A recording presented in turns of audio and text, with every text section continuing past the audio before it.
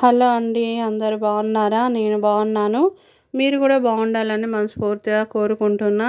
ఈరోజు మన చిన్న వీడియో పువ్వులు ఎలా అల్లుకోవాలో చూపిస్తున్నానండి. చూసేయండి.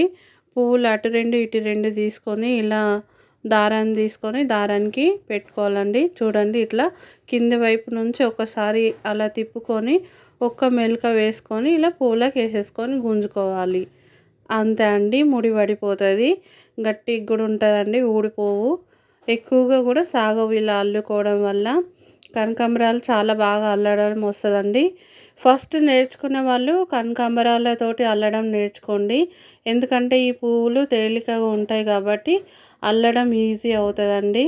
వేరే మల్లెపూలతోటి అయితే అవి దామలు చిన్నగా ఉంటాయి కదా, దానివల్ల జారిపోతూ ఉంటాయి. అందుకని ఒక్కసారి కనకాంబరాలతో ట్రై చేయండి, అల్లడం ఈజీగా వస్తాయి. చూడండి ఎట్లా అల్లినానో.